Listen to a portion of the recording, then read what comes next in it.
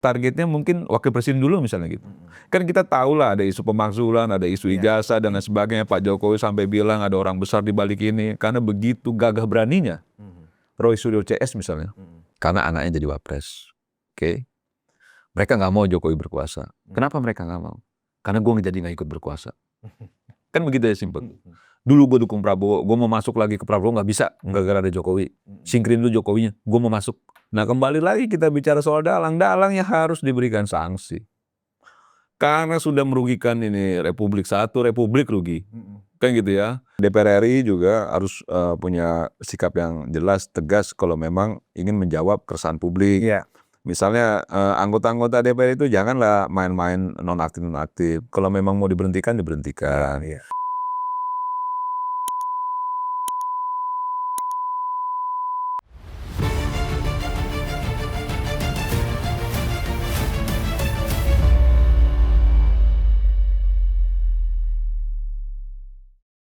Hai penonton Ruang Konsensus Unpack Indonesia dimanapun Anda berada. Assalamualaikum warahmatullahi wabarakatuh. Waalaikumsalam. Saya Budi Usmarufi, anak Sulu Mulyono, bukan ternak onta dari gurun Sahara.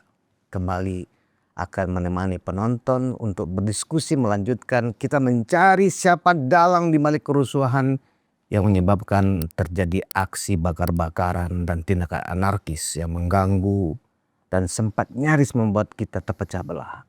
Nah, kalau tadi saya dengan praktisi hukum atau sebelumnya saya dengan praktisi hukum, kali ini narasumber saya adalah narasumber pilihan, ya, relawan Jokowi, ya, tetapi yang lebih banyak tahu informasi-informasi di bawah tanah. Dengan Ketua Umum Rampai Nusantara, Mardiansah Semar. Apa kabar, bro? Baik dong. Luar biasa.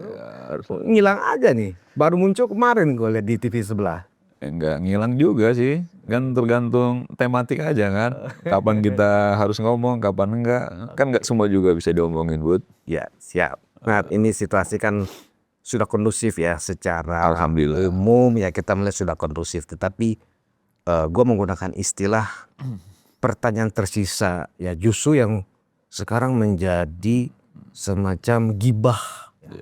Gibah dari segala lapisan. Ya, terutama di sosial media ya, di WAG gitu loh. Siapakah dalangnya? Apakah ini terkait dengan orang besar yang dimaksudkan oleh Pak Jokowi selama ini, kan begitu. Nah, Mar, sebelum kita sampai ke sana, ya kan, secara motif alasan rakyat melakukan demonstrasi unjuk rasa kepada elit politik 25 Agustus dan 28 Agustus kemarin itu sebenarnya normal dan wajar ya. Ya wajar aja, kegelisahan kan. Kegelisahan. Ketidakpuasan. Ya ketidakpuasan, kegelisahan, sama lah ketika kita dulu merasa bahwa kok hidup makin susah gitu ya. Kok ini elit kok kayaknya nggak peduli sama kita kan gitu ya. Ini kan jadi baper ya. Jadi sensitivitas rakyat ketika hari ke hari dia coba untuk survival, tapi dia ngeliat kelakuan para pejabat justru tidak punya empati ya, atau biasa disebutnya empati gitu, ya marah lah kan gitu. Terus tiba-tiba mereka baru dengar ada tunjangan rumah 50 juta, yang sebenarnya kan sudah berjalan hampir 1 tahun ya. Sejak mereka dilantik jadi anggota DPR RI, karena sudah tidak dapat rumah, sejak itu juga tunjangan rumah itu diberikan. Jadi bukan barang baru sebenarnya kalau tunjangan rumah dan lain sebagainya. Publik tahunya Cuma baru. publik tahunya itu baru gitu loh, sehingga akhirnya terakumulasi semua. Terus ada beberapa hal yang diharapkan itu bisa juga meminimalisir uang negara dicuri, kayak undang-undang perampasan aset dan lain sebagainya, ya nggak tuntas-tuntas. Bahkan kita belakangan baru tahu detail ya, sebegitu berjuangnya Pak Jokowi untuk undang-undang perampasan aset. Tapi sebegitu tak berdayanya Presiden Jokowi saat itu gitu ya. Karena memang ternyata kunciannya ada di para ketua umum partai, anggota DPR RI dan lain sebagainya.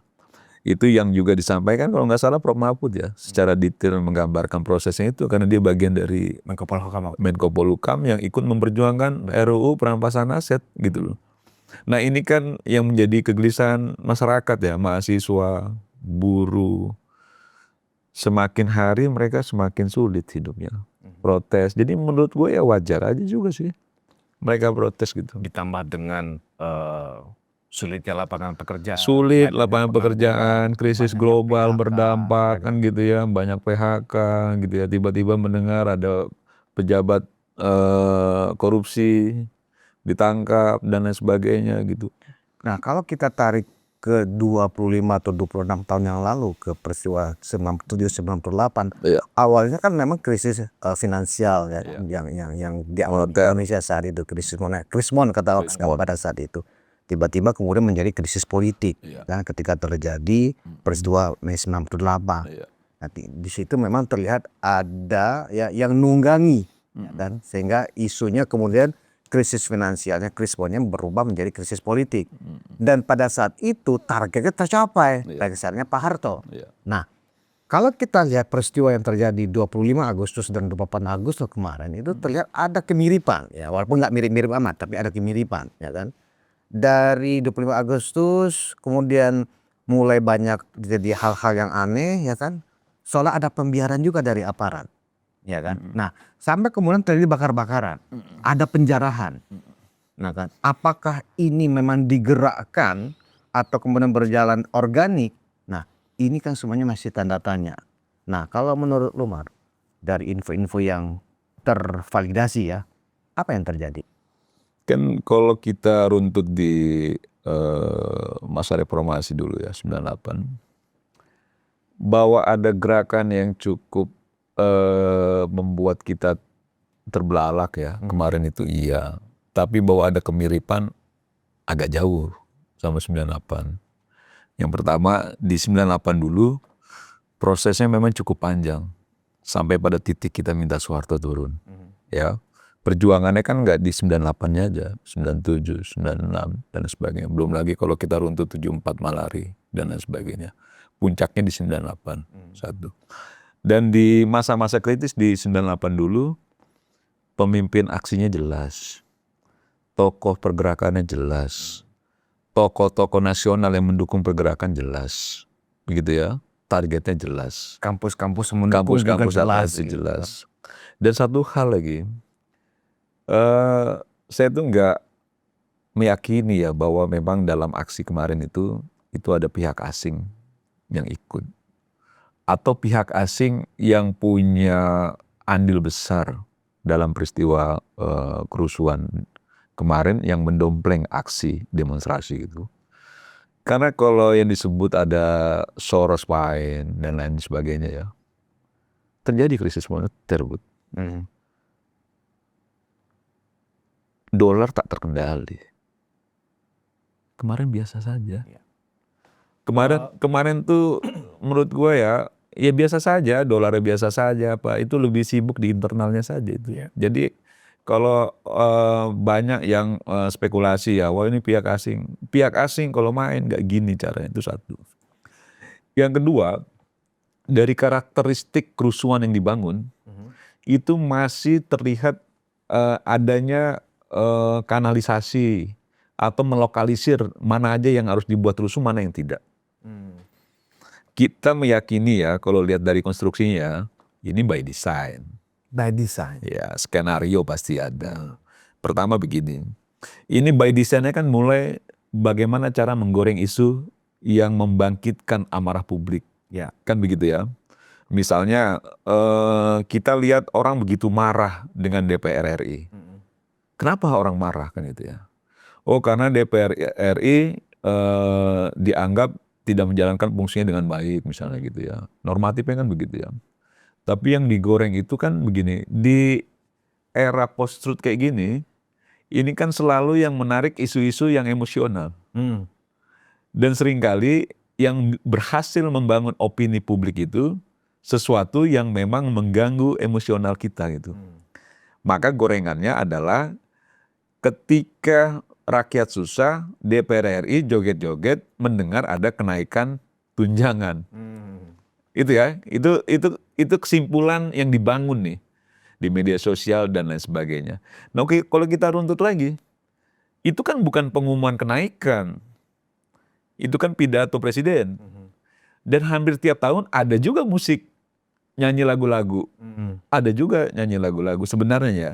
Nah walaupun gua nggak membenarkan DPR RI loh, tapi kalau kita melihat bagaimana skenario itu begitu menggunakan berbagai momentum ya, yang itu bisa di-create, membuat amarah publik akhirnya tak terbendung, ya salah satunya dengan menggoreng kelakuan DPR RI yang selama ini kita juga banyak yang kita nggak suka ya sama kelakuan flexing dan lain sebagainya. Karena menurut gua ketika mereka sudah menjabat atau dilantik sebagai pejabat, mulai detik itu juga mereka punya pertanggungjawaban publik, Bud. Karena mereka makan gaji dari rakyat itu. Persoalan bahwa mereka kaya raya latar belakangnya, yang banyak juga pengusaha dan lain sebagainya, banyak juga artis yang memang sebelum menjadi anggota Dewan Kaya Raya, soal lain. Tapi ketika dia menunjukkan itu dalam sematnya sebagai pejabat publik ya, eksekutif maupun legislatif lah, Samanya sudah mencederai. sama mencederai rasa keadilan, gitu loh. Ketika dia jalan-jalan gue pakai uang pribadi kok, bukan soal itu. Tapi lu ini pejabat publik, lu lihat rakyat lu lagi susah gitu loh. Harusnya lu punya empati yang tinggi lah soal itu gitu loh. Kenapa sih lu posting misalnya? Kenapa sih lu nggak diam-diam aja? Kenapa sih lu nggak pamerkan bahwa lu lagi senang hidup lu gitu? Kan nggak perlu, kan gitu loh. Itu yang menurut gue sesalkan. Terus kalau kita lihat lagi, ketika DPR dianggap bahwa tidak punya empati, joget-joget dan lain sebagainya, hampir semuanya kena enggak. Kenapa gue bilang ini memang sejak awal udah mulai dilokalisir. Yang kena misalnya cuma dari PAN, ya, Nasdem, Golkar. PDIP, ya kan gitu, nggak diutak-atik misalnya kan gitu ya. Ada apa? Ada partai-partai lain yang juga nggak diutak-atik gitu loh. Gue lihat ada PKB dan pokoknya ada partai-partai lain. Berarti kan dilokalisir, Iya. kan gitu ya. Berarti bahwa memang tidak semua orang atau anggota DPR yang dianggap waktu itu melakukan Joget-joget. tindakan yang sama, joget-joget dan lain sebagainya, itu juga dituangkan dalam ruang publik bahwa dia tidak benar, kan enggak. Berarti lokalisir, mulai diganggu. Mungkin karena yang dilihat Uya jogetnya asik ya, gitu ya. Eko jogetnya ngeledek gitu. Nah, yang kayak gini yang menurut gua, kalau tadi sebelumnya gue sampaikan bahwa kerusuhan saja itu dilokalisir. Kerusuhan di daerah, misalnya begini. Gue meyakini ya bahwa memang mungkin saja targetnya bukan memang menjatuhkan Presiden Prabowo. Mungkin saja. Mungkin hanya ingin menjatuhkan wakil presidennya. Ya. Karena kalau misalnya memang ini bagian dari skenario ingin menjatuhkan presiden, dan itu punya amunisi yang cukup kuat ya, karena gue dengar itu kembang api nggak habis-habis, molotov nggak habis-habis gitu, berarti logistiknya sangat kuat. Dan punya logistik yang sangat kuat. Kerusuhan yang dibangun, penjarahan yang dibangun, nggak cuma itu. Benar-benar seperti 98. Dan itu bisa dilakukan. Kenapa nggak dilakukan? Karena kalau dilakukan tak terkendali, pemerintah jatuh. Presiden jatuh. Dan orang di balik itu nggak mau presiden jatuh. Tidak mau sampai situ. Karena dia orang presiden sendiri. Mungkin saja. Mungkin saja. Atau dia merasa bahwa memang untuk sekarang itu targetnya bukan presiden dulu. Targetnya mungkin wakil presiden dulu misalnya gitu. Kan kita tahu lah ada isu pemakzulan, ada isu ijazah dan lain sebagainya. Pak Jokowi sampai bilang ada orang besar di balik ini. Karena begitu gagah beraninya. Roy Suryo CS misalnya. Yang menurut gue ya agak naif ya kalau kita nggak meyakini bahwa itu ada orang di belakang dia juga gitu ya. Karena nggak wajar. Nggak wajar. Sikap karena mereka itu nggak wajar. Nggak wajar, petantang petenteng, dan ngerasa semua ditantang, dianggap semua kecil, dan napasnya agak panjang mainnya, kan gitu ya. Ya kita sebagai orang pergerakan juga bisa baca lah. Agak sensitif ya soal-soal begitu ya. Oh ini kok agak aneh. Nah, ketika dalam konteks isu-isu yang berkembang selama ini kan puncaknya kemarin kan. soal pemakzulan, Gibran mau dimakzulkan, Pak Jokowi ijazahnya apa segala macam, selalu dikait-kaitkan soal geng Solo. Ya. Nah, gua meyakini juga Pak Prabowo merasa bahwa Gibran tidak layak untuk dimakzulkan. Tidak ada alasan konstitusional apapun yang bisa memakzulkan Gibran. Nah, kita nggak usah diskusi soal itunya, karena kita udah tahu semua. Kan begitu ya? Dan itu juga Ya kita belum pas juga untuk didiskusikan. untuk didiskusikan. Tapi gue cuma mau ngambil bagian yang bahwa Pak Prabowo pasti, ya untuk apa dimakzulkan, orang dia baik-baik aja, dia nggak melanggar konstitusi dan lain sebagainya. Dalam kata yang bisa kita simpulkan itu bahwa Pak Prabowo tidak setuju Gibran dimakzulkan. Itu poinnya. Nah, ketika banyak orang ingin Gibran makzul, pasti menginginkan posisi Gibran. Betul kan? Betul. Pasti ingin menduduki posisi Gibran ini. Nah, upaya dilakukan pasti. Karena ini soal kekuasaan kan. Soal kekuasaan, mainkan isu A, isu B, isu C. Tapi kuncinya kembali lagi di presiden. Ya. Ketika presiden tidak setuju, tidak mau, mentah ini barang. Bangun lagi cara lain misalnya. Bangun lagi cara lain. Dan dapat momentumnya kemarin misalnya. Kenapa gue bilang ini ada irisan ke sana? Ini kan begini ya, yang disampaikan misalnya oleh beberapa orang yang cukup fokus ya, membaca algoritma dan lain sebagainya, kayak siapa itu namanya, Ferry apa itu? Ferry Irwandi. Ya misalnya ya. Lagi naik daun anak itu. Iya, dan ya gue respect lah terhadap anak-anak muda yang punya otak yang encer, kecerdasan.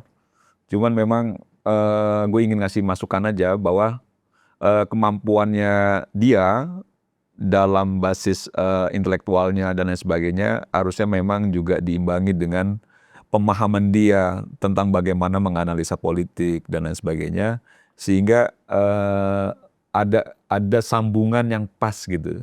Contoh misalnya ketika disampaikan bahwa kalau kita klik bubarkan DPR gitu ya, bubarkan DPR, pasti itu muncul ada Gibran, ada Fufu Fafa. Nah ini yang ya pasti lu juga agak tersenyum-senyum gitu loh, kalau itu dianggap bahwa sesungguhnya seperti itu gitu loh. Karena apalagi ini udah high politik ya, politik kekuasaan dan lain sebagainya. Kalau memang Gibran itu menginginkan ini terjadi, Pasti ya tentu tentu nggak ada. clear dong, Clear tentu clean dong, kan gitu ya. Tentu tidak ada itu mau di algoritma dan lain Hilang sebagainya, semua. hilang kalau memang. Tapi ketika itu muncul, nah harusnya daya kritis kita juga lahir dari situ. Oh, ini kayaknya mau fait accompli nih. Betul. Oh, ternyata memang ini diarahkannya ke arah sana nih. Itu satu. Yang kedua, kalau memang kemarin itu kan Pak Prabowo ya, Pak Presiden pasti sudah tahu dia. Akhirnya sudah mendapat laporan lah. Peristiwanya begini, ini ada indikator A, B, C, pelakunya ini, kan gitu ya, segala macam. Yang diduga sebagai dalangnya ini. Udah tahu nih Pak Prabowo, oke? Firm. Kalau misalnya yang diramaikan oleh banyak orang, bahwa ini ada keterkaitan geng Solo, geng Solo, geng Solo, geng Solo, Pak Kapolri dan Panglima TNI copot pada hari itu juga. Betul. Sederhana sekali. Karena Panglima TNI dan Pak Kapolri mau tidak mau hampir Bagian semua dari geng publik Solo. tahu bagian dari geng Solo. Iya. Mantan ajudannya presiden, dia juga pernah tugas di Solo dan lain sebagainya. Tapi buktinya justru diberi kepercayaan penuh sama presiden untuk mengatasi persoalan. Untuk mengatasi kekisruhan yang terjadi, kan gitu. Yang menurut gue itu poin penting ketika orang selalu menyematkan ini ada geng Solo di balik ini. Menurut gue nol besar, kosong itu. Karena sudah bisa dilihat lah secara logika gitu ya. Bahkan Pak Presiden menjenguk anggota Polri yang luka. Dan memerintahkan Kapolri untuk memberikan kenaikan pangkat luar biasa. Pesannya apa? Pesannya bahwa Polri sangat dipercaya, bagian yang sangat loyal terhadap pemerintah, khususnya terhadap Presiden Prabowo. Berarti apa? Berarti geng Solo bisa diartikan juga sangat loyal dan sangat-sangat mendukung apa yang dilakukan oleh Pak Prabowo. Termasuk ketika gue pun ketemu sama Pak Jokowi misalnya atau Mas Gibran, selalu pesannya itu ya, bantu Pak Prabowo, jaga Pak Prabowo sampai 2034, Bud. 2029 aja belum nyampe. Kita ini dimintanya suruh bantu, suruh jaga sampai 2034. Kau bayangkan itu gitu loh. Iya, iya. 2029 belum nyampe. Cuman dia sudah berpikir jaga sampai selesai ini barang. Dari rentang waktu 10 tahun yang akan dijaga, 1 tahun berjalannya belum selesai. Belum selesai. Jadi maksud gue memang nggak ada lah yang terlihat di antara Pak Jokowi, Mas Wapres gitu ya, bahwa dia menginginkan peristiwa ini terjadi atau menginginkan untuk menghantam Prabowo, nggak ada. Artinya teori konspirasi yang menyebut-nyebut bahwa ini ditunggangi, didalangi oleh geng Solo itu dengan sendirinya Mentah lah, kosong. Dan lihat aja kan begini ya, kita kan bicara kan sesuai fakta. Kita bicara juga, kita ini kan manusia terdidik yang harusnya selalu landasan berpikirnya kan rasional, kan gitu ya, segala macam, bukan sentimental gitu loh. Nah kalau kita sentimental penuh kebencian, apapun yang itu ya dimakan lah, kan gitu loh. Jadi kalau misalnya muncul Gibran misalnya gitu di hashtag itu, ya langsung dimakan lah. Dan itu yang diharapkan yang mendesain kan, kan yang mendesain berharap bahwa itu dimakan kan sama publik. Betul. Lah kalau kita merasa punya intelektual tinggi, harusnya kita nggak ikut kemakan itu, gitu loh. Yang cenderung akhirnya mau ke arah setuju bahwa itu arahnya ke sana, padahal memang yang mendesain ingin mengarahkan publik untuk berpikir bahwa ini yang melakukan sana. Oke. Solo. Nah itu satu hal yang menurut gua sangat penting ya. Nah turunannya ya tadi yang gue sampaikan, sampai saat ini justru dipercaya penuh Pak Kapolri, dipercaya penuh ini, dan menurut gue Sebelum kita lanjut membahas geng Solo ini, kita ingin memberikan disclaimer dulu Mas, kepada penonton bahwa kita menyebut istilah geng Solo ini bukan dalam konteks kita mendiskreditkan warga Solo. Ini adalah sebuah istilah yang tiba-tiba muncul aja di ruang publik, di sosial media, ya kan. Tetapi ini bukan berarti mengatasnamakan warga Solo. ya. Yang dimasukkan geng Solo ini adalah sebenarnya orang-orang yang beririsan atau pejabat-pejabat yang beririsan dengan Pak Jokowi pada saat masih menjabat sebagai pejabat publik. Jadi ini kita harus clear ya, nggak apa-apa. Nah, oke Mar. Kalau kemudian kelanjutannya adalah Presiden memang kepada publik mengatakan ada upaya mengarah makar dan teroris di sini, ya kan? Nah, artinya indikasi-indikasi yang diberikan oleh intelijen negara tentunya yang diterima oleh Presiden ya sudah menyebutkan, sudah memberikan fakta-fakta dan data-data di lapangan, dan mungkin pihak-pihak yang dianggap menjadi dalangnya, anggap begitu. Kenapa itu belum diungkap sampai sekarang oleh Presiden? Apakah itu sesuatu yang dianggap itu rahasia negara sehingga tidak boleh diungkap ke publik? Padahal kan dampaknya sudah menimbulkan sebuah kerusuhan yang nyaris berskala nasional. Ya kalau menurut gue memang dalam situasi sekarang ini ya banyak hal yang harus dipertimbangkan. Karena publik tentu sangat sensitif sekali dengan isu-isu yang berkembang sekarang, termasuk ketika bicara soal dalang, bicara soal siapa yang membangun skenario dan lain sebagainya. Ya saya rasa Presiden pasti sudah tahu, aparat penegak hukum juga sudah terinfo mungkin, karena dengan berbagai kemampuannya kan tentu bisa mendeteksi lah. Dan bahkan muncul nama mafia migas yang sejak dulu, kan begitu ya. Dan itu juga kemungkinan besar akan diperiksa dan sebagainya. Dan pengumpulan bukti-bukti itu kan penting ya. Karena orang yang berani menjadi dalang, orang yang berani menjadi dalang dalam peristiwa yang dahsyat seperti kemarin itu, pasti orang besar.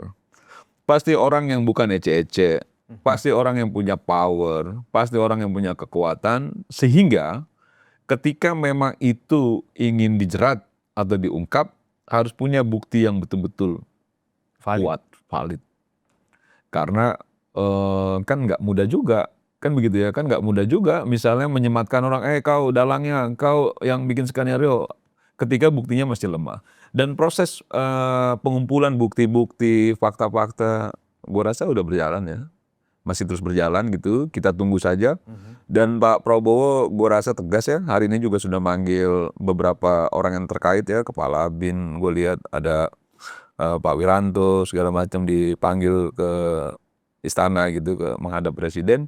Pasti ada arahan-arahan yang tegas dari Presiden Prabowo, dan gue meyakini bahwa ada kaitannya dengan peristiwa-peristiwa kemarin. Apa yang akan diinstruksikan Pak Prabowo nanti kita lihat kan gitu ya terhadap orang-orang ini. Dan ini kan jadi menarik begini, kenapa orang jadi rebutan posisi Gibran? Karena orang-orang ini kan yang gue anggap naif ya. Orang-orang berpikir Prabowo tidak sampai 2029. Sehingga sesegera mungkin diambil langkah-langkah, upaya-upaya untuk memakzulkan Gibran. Karena kalau misalnya Gibran bisa digantikan dengan orangnya, ketika Pak Prabowo betul dugaan banyak orang dia tidak sampai 2029, itu bisa digantikan sama orangnya dan berkuasa penuh kan sebagai presiden. Kan ini aja yang menjadi sesuatu yang jadi, apalagi kita dengar pensiunan jenderal pernah bilang, wah Pak Prabowo bakal mangkat lah apalah cuma 2-3 tahun. Yang lebih ekstrim 2025 pun belum tentu sampai kan. Belum tentu sampai kan gitu-gitu. Nah ini kan juga mengganggu psikologis orang yang akhirnya percaya nggak percaya, yakin nggak yakin, tapi dia nggak mau telat juga. Kalau gitu hajar aja lah dari sekarang kan gitu loh. Gitu loh. Dan kalau menurut gua ya, insya Allah Pak Prabowo sampai 2029. Insya Allah Pak Prabowo sehat. Dan kita semua doain lah pemimpin. Jangan malah doain yang nggak baik gitu loh. Doain lah pemimpin selesai 2029. Mudah-mudahan bisa sampai 2034 gitu. Sulitnya di situ, Maro. Kenapa gue bilang sulit ya? Ini kan era post-truth. Iya post-truth. Ya kan? Masing-masing, jangankan anggaplah ruang diskusi seperti kita di sini. Ya kan? Kebetulan kolam kita adalah kolam yang mendukung pemerintah. Kan begitu. Tapi ruang diskusi di tempat lain yang kebetulan memang kolamnya berlawanan dengan pemerintah, mereka kan juga nggak kalah seru membangun narasi, membangun teori konspirasi ya, yang membuat pendukung-pendukung di kolam tersebut juga ya mempunyai sebuah sudut pandang, wah ini yang lebih benar, gitu loh. Nah ini kan sebenarnya buat awam justru kebingungan. Nah inilah dinamika yang terjadi saat ini. Bayangkan kita sekarang mendengar istilah 17+8 yang disampaikan oleh mahasiswa, serta sifatnya konstruktif, ya kan, masukan-masukan kepada pemerintah. Itu tenggelam sekarang ya dengan isu-isu konspirasi. Siapakah dalang dan apakah benar? Inilah yang menyebabkan kegaduhan dan kebisingan ruang publik ya, dimulai dari lengser maksudkan Gibran dari Forum Purnawirawan, ijazah palsu dari Pak Jokowi ya, dan seterusnya. Nah ternyata ini yang menjadi, oh ternyata ini biangnya kan gitu loh. Nah ini semakin dibumbui oleh pendapat-pendapat banyak pihak di forum-forum televisi misalnya, baik televisi nasional maupun di podcast-podcast seperti kita. Nah dalam rangka kita membangun sebuah objektivitas kepada publik khususnya, sebenarnya bagaimana cara publik yang ingin mencari kebenaran ya, bukan mencari sensasional ya kan. Ini titik temunya, irisan yang paling objektif ke arah mana? Apakah mengikuti komunikasi yang disampaikan oleh istana misalnya, atau kepada orang-orang yang memang posisinya netral? Iya kan gini ya, ini kegaduhan ini kan 1 tahun inilah udah bising banget ya. Bising banget. Bising banget. Dan kalau kita tarik garis gitu, itu memang ada titik temunya tuh, Bud. Ada titik temunya tuh. Ini kan persoalan puncaknya misalnya ketika Prabowo dan Gibran terpilih dilantik Oktober. Mulai itu start orang. Kan begitu ya. Start itu banyak sekali komponen yang coba untuk menjadi bagian yang membuat kegaduhan ya. Karena apa? Karena mereka melihat bahwa ini yang ikut berkuasa adalah Jokowi. Ya. Karena anaknya jadi wapres. Oke. Mereka nggak mau Jokowi berkuasa. Kenapa mereka nggak mau? Karena gue jadi nggak ikut berkuasa. Kan begitu ya, simpel. Dulu gue dukung Prabowo, gue mau masuk lagi ke Prabowo nggak bisa, gara-gara ada Jokowi. Singkirin dulu Jokowinya, gue mau masuk. Itu masuk akal, kan begitu ya. Jadi kalau misalnya banyak orang begini, jangan kau bilang kalau aku ini nggak ini sama Prabowo, aku ini pendukung Prabowo, tim sukses Prabowo 2014, 2019, kan gitu ya. Dan jangan kau ragukan, kan gitu. Ya betul bang. 2014, 2019, abang dukung Prabowo, Prabowo kalah. Pas abang nggak dukung Prabowo 2024, Prabowo menang. Jadi salah satunya ini abang dan kawan-kawan yang menyebabkan Prabowo kalah. Itu sederhana logikanya. Ketika dia berteman sama Jokowi, dia menang. Prabowo mikir, berteman sama yang kemarin-kemarin itu merusak dia aja kan gitu loh. Habis duit kan gitu ya. Menang enggak kan gitu loh. Tapi berteman sama Jokowi, duitnya nggak keluar kan gitu ya. Menang juga jadi presiden. Iya. Gitu loh. Nah ini kan sesuatu yang menurut orang-orang yang sulit untuk masuk lagi ke lingkaran Prabowo, tersakiti dengan adanya Jokowi, dengan adanya Gibran. Bagaimana caranya? Singkirkan dia, itu satu. Masuk lagi bumbu, wah bahaya nanti kalau Prabowo mangkat, Gibran presiden, makin susah kita. Makin bukan tertutup lagi pintunya. Makin jauh dari pusat Iya, makin dari pusat kekuasaan kan gitu loh. Makin panik juga dia kan gitu loh. Mulai hitung-hitungan kan, mulai panik juga. Main kita, main lah, isu ijazah, isu ini, pontang-panting, blang, blang, blang. Tapi gue meyakini namanya suatu kebenaran itu nggak akan bisa dilawan dengan sesuatu yang model-model kayak gini. Karena gue meyakini betul hubungan Pak Prabowo sama Pak Jokowi sangat tulus. Mas Wapres sama Pak Presidennya sangat tulus gitu ya. Sangat punya komitmen tinggi. Prabowo juga buktikan punya komitmen tinggi terhadap ini gitu ya. Karena dia ngerasa bahwa, ya apa lagi? Gitu loh. Bahwa secara faktanya dia maju dari tahun 2009 buat jadi wakilnya Bu Mega, gagal. Duit habis banyak juga. Maju 2014, duit banyak juga habis, gagal. 2019 maju, gagal. 2024 dia maju bersama Jokowi, dibantu sama Pak Jokowi, didukung Pak Jokowi, menang. Uang nggak terlalu banyak. Uang nggak terlalu banyak habis. Makanya kalau ada cerita dia sampaikan ketika ditanya Presiden Jokowi waktu itu ya, Pak Prabowo mau calon lagi nggak 2024? Saya mau nyalon kalau Bapak dukung. Saya mau nyalon kalau Bapak dukung. Karena Pak Prabowo sudah orang cerdas ini Pak Prabowo ini. Dia sudah mulai berhitung. Oh tanpa Pak Jokowi kayaknya dukungan publik ke gua nggak besar nih. Makanya gue butuh dukungan Pak Jokowi kan begitu loh. Nah ketika Pak Jokowi dukung dan dibuktikan 58, sekian menang persen. Semakin terbukti kan apa yang menjadi analisanya Pak Prabowo bahwa memang bersatunya dia itu bisa meraih kemenangan lah gitu dalam kontestasi Pilpres kemarin. Nah ini kan persoalan-persoalan yang akhirnya di lingkaran yang dulu pernah dekat sama Pak Prabowo kan tersakiti, merasa tersingkirkan gitu loh. Banyak yang orang 2019 misalnya jadi korban dan lain sebagainya, terus sekarang merasa terbuang. Yang disalahin Pak Jokowi. Karena Pak Jokowi lah mereka nggak bisa masuk.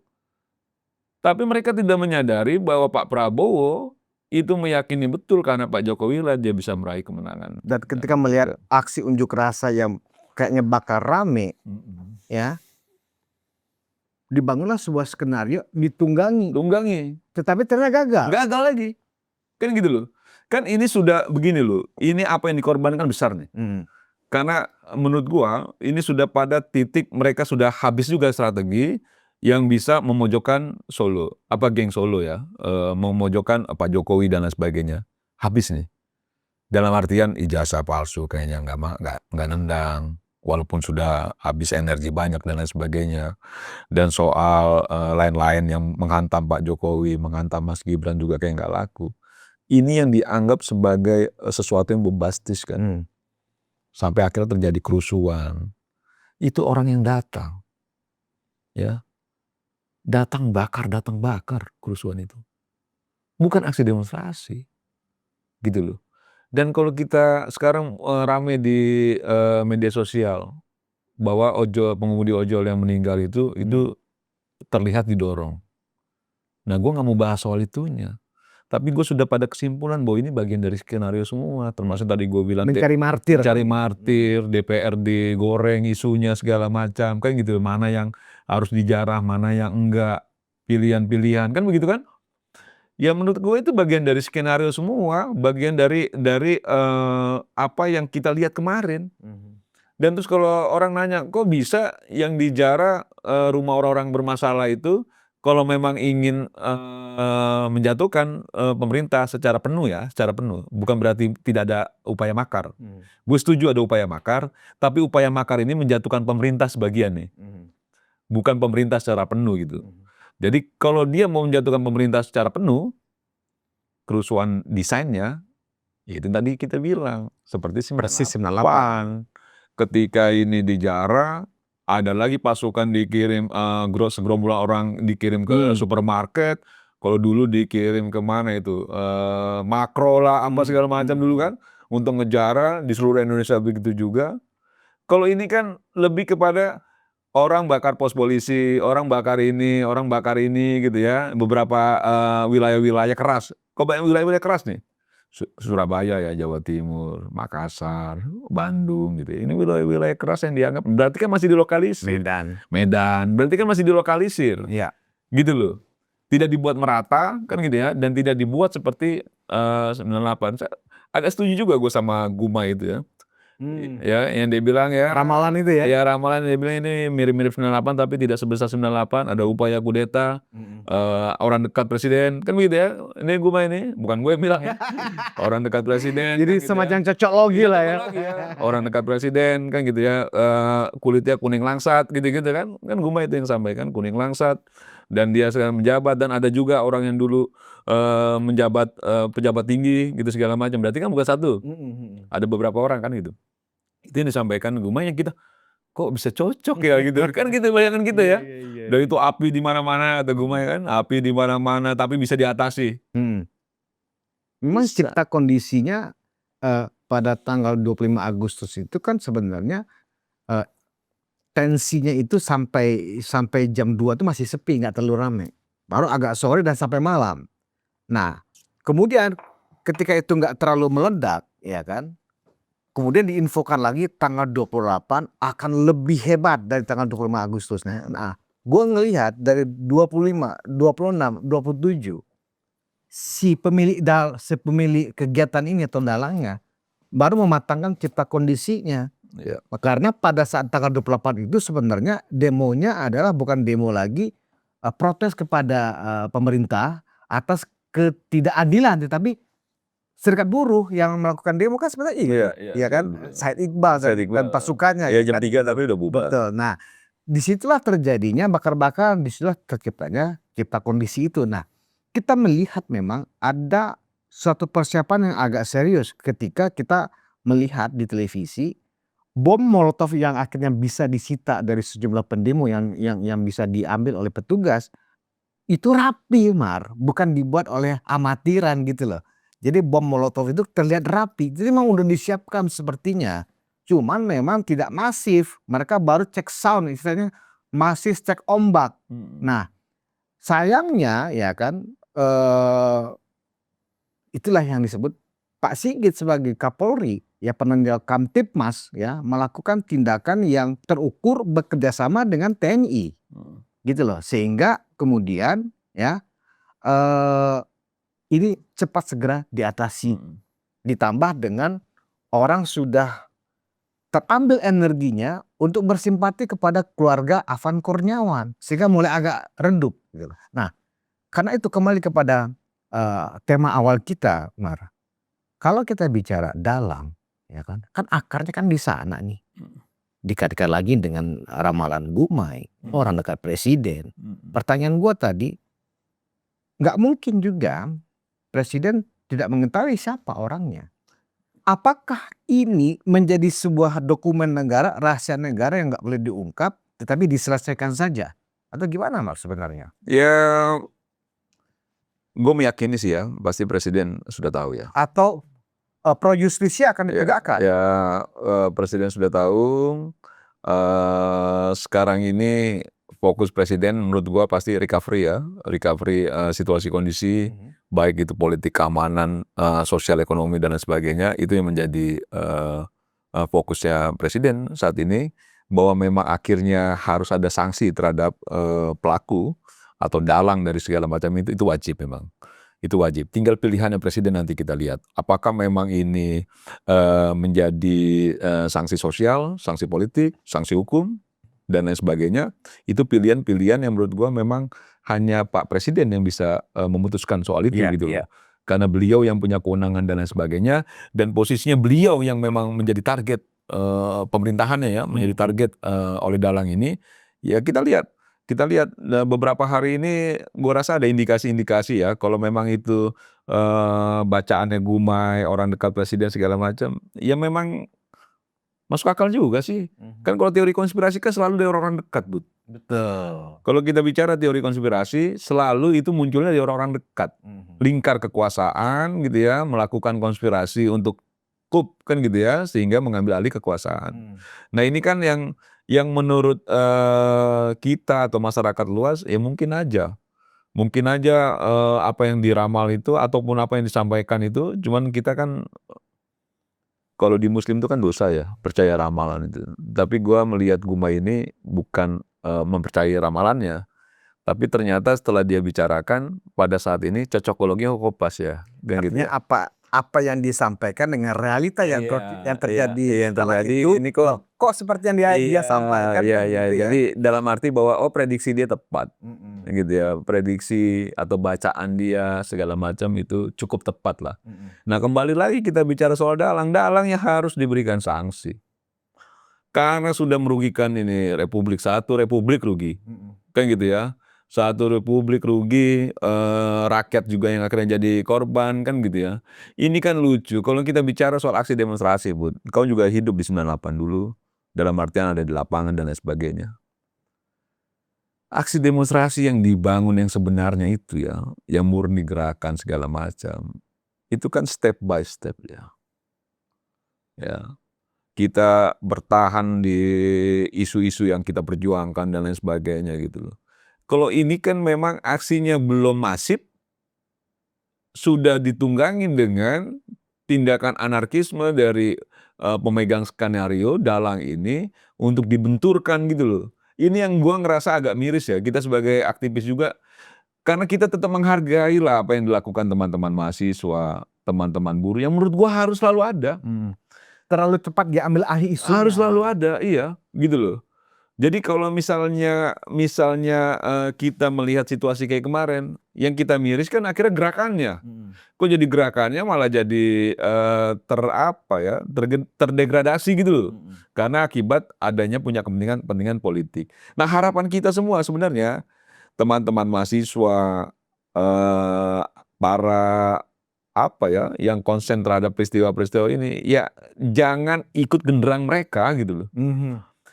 Kan mereka udah kelihatan nih genderangnya gitu loh. Tapi kalau kan gue sayangkan juga misalnya orang-orang pintar gitu ya, yang banyak idolanya, kayak Ferry itu anak gue ngidolain dia, Bud. Anak gue tuh dua-duanya tuh, itu suka sekali sama Ferry, yang memang gue kurang ikuti ya. Tapi gue ketemu waktu sama dia, ini anak pintar, anak cerdas, cuma harapan gue memang tidak ikut genderang.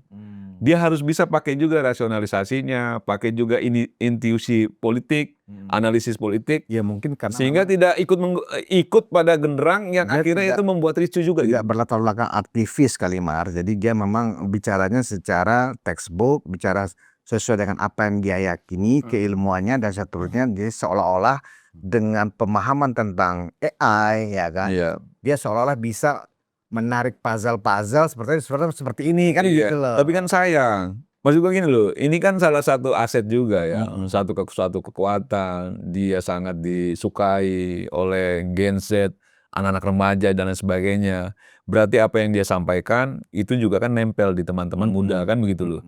Nah ketika ini bagian dari aset, harapan kita ilmu atau misalnya intelektualitas yang dia miliki, keahlian yang dia miliki, itu setidaknya memang tidak ikut genderang orang yang punya kepentingan politik yang sebenarnya itu tidak dibenarkan juga gitu loh. Tapi dia bisa juga akhirnya membantu kita, begini loh, membantu rakyat dan lain sebagainya dalam isu-isu yang memang kerakyatan. Gitu loh. Gue paling setuju tuh kalau di perjuangan soal perampasan aset.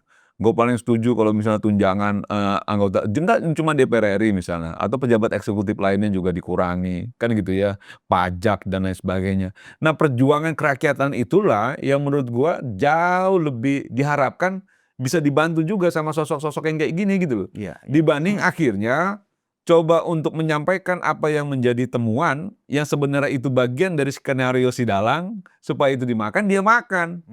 Yang itu akhirnya dampaknya kan nggak bagus juga, seolah-olah bahwa itu benar kan gitu loh. Padahal mudah sekali dibantah kan gitu loh. Secara politik, secara fakta dan lain sebagainya gitu. Nah, ini yang menurut gua, karena banyak sekarang orang-orang muda cerdas gue lihat.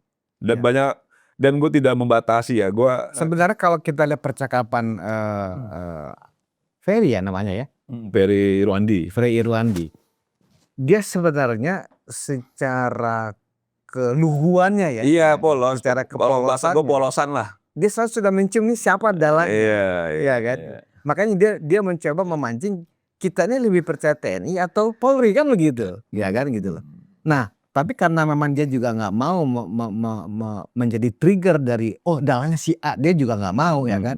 Nah, tapi kita melihat memang sebenarnya secara nalar biasa mendetek siapa dalangnya, nggak perlu juga harus menjadi seorang intelijen negara gitu loh. Iya, Iya betul, kan? betul. Nah, kalau gue ngeliatnya gini Mar, 28 Agustus malam itu ya kan, tiba-tiba sekumpulan orang yang 4L lu lagi ya kan, press conference ya, dan membuat sebuah sekretariat bersama judulnya. Iya kan? Yang mana orang-orang yang ada di sekretariat bersama itu juga ada pada saat press conference dengan Forum Purnawiran TNI. Loh, ketika gue tarik lagi puzzle-nya, di situ ada Refli Harun, ada Roy Suryo, ada Rizal Fadila, ya kan? Refli Harun pernah beberapa kali podcast dengan orang yang anggaplah yang menjadi aktornya gitu loh ya kan. Wajar dong ya kalau kemudian ada benang merahnya ya kan gitu loh. Nah, gua pada saat itu sebelum mendengarkan lagi cerita-cerita ada si A yang tiba-tiba menghilang gitu misalnya. Oh, ternyata begitu ya. Oh, pantesan. Akhirnya pantesan dan pantesan. Ini harus diungkap Mal kalau menurut gua. Nggak boleh didiamkan oleh presiden. Ya pasca ini ya pasti ada ketegasan lah. Aparat penegak hukum, mau polisi Apakah ya. presiden agak takut juga kalau ini diungkap akan terjadi juga guncangan-guncangan di internal pemerintah? Iya, presiden kita yang sekarang itu walaupun latar belakangnya militer ya, itu sangat cinta damai. Dia pengennya semua dirangkul gitu loh. Bener itu. Jadi dia pengen semua, ya udah yuk nggak usah ribut-ribut lah kita bangun bangsa ini sama-sama kan gitu loh. Cuma persoalannya kan nggak banyak orang juga mau, dan orang mungkin ngerasa bahwa dia nyaman dengan presiden, tapi merasa juga dia nggak nyaman dengan wakil presiden kan gitu-gitu. Jadi Pak Prabowo yang sekarang gue lihat bukan juga Pak Prabowo yang seperti dulu ya, yang terlihat betul kental dengan kerasnya dan lain sebagainya. Tapi jauh, tapi bahwa dia punya ketegasan, gue meyakini dia punya ketegasan. Bahwa pada posisi sekarang ini dia akan melakukan hal-hal yang tegas dan cukup keras karena ini sudah menyangkut soal kepentingan rakyat, kepentingan bangsa dan negara, pasti dilakukan, Bun. Pasti dilakukan. Jadi kau nggak usah ragu.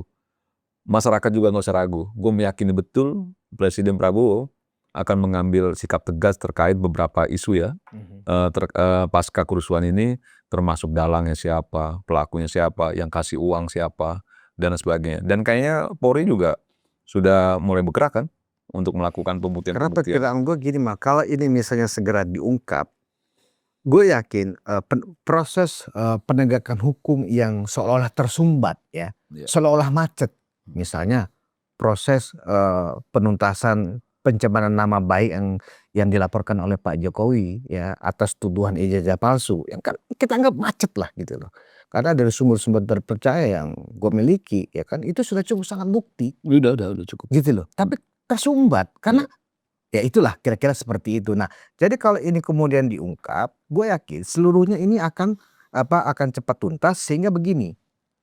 Pak Prabowo itu kan butuh bekerja dalam dalam ruang publik yang damai gitu loh. Yang tenang. Nggak dipenuhi dengan kegaduhan, nggak dipenuhi dengan spekulasi yang aneh-aneh. Ya. Nah, artinya apa? Presiden harus memikirkan bahwa ini belum 1 tahun loh. Rakyat sekarang menunggu, Pak Prabowo prestasi apa yang sudah Anda lakukan selama hampir 1 tahun? Kami belum melihat. Kan begitu. Ya kan? Nah, jadi kalau memang kita sebagai barisan pendukung Prabowo Gibran, artinya 2029, pemerintah yang didukung oleh mayoritas atau 58% oleh rakyat Indonesia ini harus melihatkan perubahan-perubahan yang lebih menyentuh ya masalah-masalah yang sekarang dihadapi oleh rakyat. Gitu loh, Mar. Ini harus dituntaskan. Kalau enggak ini menjadi apa ya, semacam bakteri di dalam tubuh. Setuju gua, semua harus diamputasi. Terus isu-isu yang menyangkut sensitivitas masyarakat ya terkait dengan banyak hal lah, ya itu harusnya diselesaikan. Terus DPR RI juga harus punya sikap yang jelas, tegas kalau memang ingin menjawab keresahan publik. Iya. Misalnya anggota-anggota DPR itu janganlah main-main nonaktif. Kalau memang mau diberhentikan, diberhentikan. Iya. Diberhentikan sebagai anggota DPR RI, dilakukan PAW dan lain sebagainya, atau mengundurkan diri para anggota-anggota dewan itu yang memang itu sudah mengganggu psikologis publik gitu loh. Dan rasa-rasanya kalau mereka kembali pun nanti nggak nyaman juga kerja lagi di DPR itu, karena udah terstigmakan mereka menjadi salah satu yang menstimulus kan gitu ya terjadinya peristiwa yang kemarin kan gitu. Jadi hampir menurut gue ya kan nggak cuma nama-nama itu yang menjadi keresahan publik kan gitu loh. Dengan legowo, dengan jiwa besar mundur Itu lebih fair, ya. sebagai anggota DPR RI itu kan lebih fair gitu loh, sehingga publik ngerasa oh kita nggak diakalin lagi nih. Kalau ini kan masih banyak suara sumbang, Bud. Ah ini sih akal-akalan, nonaktif bisa aktif lagi kan gitu loh. Terus sekarang mulai ini kan misalnya ini apa diminta untuk tidak menerima tunjangan. Ah akal-akalan lagi tuh sih kan gitu loh. Tetap aja statusnya anggota DPR, statusnya tetap anggota DPR. Masih terima gaji. Iya dong, itu kan wajib dong. Ketika situasi sudah tenang, diaktifkan lagi. Iya, cuman dia diminta untuk tunjangan nggak terima gitu. Aku tetap terima gaji misalnya. Nah, maksud gue sudahlah gitu loh. Jangan lagi ngongkosi publik atau memberikan tiket publik untuk melakukan juga upaya-upaya perlawanan yang seperti kemarin lagi. Tinggal dijawab, diselesaikan. Kemarin ada pertemuan dengan pimpinan DPR, kita apresiasi pimpinan DPR ya untuk bisa menemui mahasiswa, Cipayung Plus dan lain sebagainya. Oke gitu loh. Tinggal sekarang realisasi. Kan nggak bisa juga cuma pimpinan DPR sendiri. Kan ada banyak fraksi, banyak partai-partai yang harusnya memang mereka kalau betul-betul berempati ya terhadap keresahan publik, jawab sudah gitu loh. Nggak usah lagi flexing-flexing, nggak usah lagi kemana tetot gitu loh yang menurut gua ya sudah ya memang nggak mudah jadi pejabat gitu ya, nggak mudah jadi anggota dewan, tidak mudah jadi pejabat eksekutif dan sebagainya. Itu bagian dari konsekuensi ketika kita berani mengambil posisi itu. Nggak bisa dihindari sudah. Ketika kita berani mengambil posisi sebagai pejabat publik, kita sudah milik publik. Kalau sudah milik publik, ya lu harus juga mengutamakan kepentingan publik. Nah kalau mengutamakan kepentingan publik, ya lu juga harus punya rasa keadilan terhadap publik, rasa empati terhadap publik, nggak bisa semaunya. Nah ini kan persoalan. Makanya udah mending jadi lu enak, nggak usah jadi pejabat, Bud. Gitu ya. Iya gitu loh. Maksudnya ya udah sih gitu loh. Gitu loh. Karena memang ketika kita sudah pada posisi situ, kita sudah tidak bisa lagi menghindar terhadap pertanggungjawaban publik. Iya. Nah, beriringan dengan itu, Mar ya. Kita juga berharap kalau ini bisa memang diselesaikan dengan baik, jelas, tegas ya oleh Presiden Prabowo. Dengan sendirinya propaganda-propaganda negatif yang selama ini menjadi semacam hiasan publik ya sebagai bentuk kebebasan berpendapat ya kan, itu hilang dengan sendirinya. Kenapa? Kita sih sepakat bahwa apapun kita sebagai negara demokratis, setiap orang bebas bersuara. Tapi ketika itu kebebasan berpendapat sama dengan kebebasan memfitnah, mencemarkan nama baik, itu pasti akan hal berbeda. Kita masih melihat ya, misalnya Forum Penawaran TNI ya katanya akan melayangkan surat kedua ke DPR untuk mempertegas agar segera membahas surat mereka tentang pemakzulan Wapres Gibran dan diperkuat lagi cloningan dari Forum Penawaran TNI ini, ya sekretariat bersama yang orang-orangnya seperti Refli Harun dan kawan-kawan lagi yang juga melakukan tuntutan yang sama, adili Jokowi. Cuman tambahannya adalah adili Jokowi, makzulkan Gibran. Ini kan juga harus selesai dengan sendirinya karena sudah tidak relevan. Ya memang. Yang mengadili Jokowi itu adalah pengadilan, bukan rakyat. Karena ini bukan pengadilan rakyat. Iya, sebegitu sakit hatinya ya mereka. Iya. Bingung juga gue. Dalam arti mereka itu orang-orang yang pernah dekat. Mereka orang-orang yang pernah ada lah di relung hatinya Pak Jokowi juga. Kalau sebegitu dahsyatnya sakit hatinya, jangan-jangan memang ini merupakan bagian dari orang yang punya kepentingan besar ya terhadap jatuhnya Gibran, terhadap mendegradasinya Pak Jokowi sehingga mendegradasi juga kekuatannya Pak Prabowo kan begitu. Karena kekuatan Pak Prabowo secara logikanya itu bagian juga kekuatan Pak Jokowi kan begitu. Nah kalau ingin menggerus kekuatan Pak Prabowo, ya geruslah kekuatan Pak Jokowi sehingga Pak Prabowo tidak punya lagi kekuatan yang signifikan kan begitu. Nah sebenarnya target antara saja, target utama kan tetap Pak Prabowo kan begitu loh. Nah ini yang menurut gua ya sudahlah soal pemakzulan dan lain sebagainya, capek lah kita sebagai bangsa ini. Masa peristiwa kemarin sudah tidak jadi pelajaran kita semua bahwa janganlah bermain-main isu yang itu sebenarnya tidak benar dan tidak bisa juga secara konstitusional gitu ya, secara konstitusi karena ini jabatan yang konstitusional itu dipaksa-paksa, akhirnya rakyat menjadi korban, akhirnya banyak penunggang-penunggang gelap juga yang memainkan isu dan lain sebagainya. Dan kita jadi beberapa hari lalu, ya sekitar 2-3 hari lalu ya, kencang informasi masuk ke gua kan. Siapa dalang, si A, si B, si C, si D, kan gitu ya. Orang dekat presiden, kan gitu ya. Yang tadi dibilang Gumai juga. Kita sampai berpikir masa iya sih gitu. Terus kalau kita rutut, oh mungkin juga ya. Oh cocokologi, oh iya ya. Gitu-gitu ya. Jadi terus ketika memang gerakan sedahsyat itu butuh amunisi besar. Muncul nama mafia migas itu. Oh iya dia punya kemampuan. Unlimited itu barang kan gitu loh. Berarti udah ada tokoh yang memang menginginkan ini jalan, udah ada supporting amunisi. Ya kan gitu ya, tokoh ini punya jaringan di lapangan, segala macam misalnya gitu. Ya jadi barangnya gitu. Gue selalu mikir gitu. Kalau gue ngelihatnya keterlibatan mafia migas atau oligarki hitam itu sebenarnya konteksnya kan dia merasa diperas aja sebenarnya. Karena begini, kita tahu orang ini sebenarnya dia nggak tertarik untuk politik praktis. Dia hanya ingin bisnis gue jangan diganggu itu doang. Ya justru itu. Justru itu, kenapa dia support? Karena ntar kalau kita ambil alih kekuasaan, lo main lagi lah, kan gitu loh. Pokoknya nanti lu urus lagi lah itu barang, kan gitu loh. Lo ongkosin dulu. Iya, lo ongkosin dulu lah. Kan misalnya orang ngongkosin, lah gue dapat apa? Kalau kita menang, lu lagi.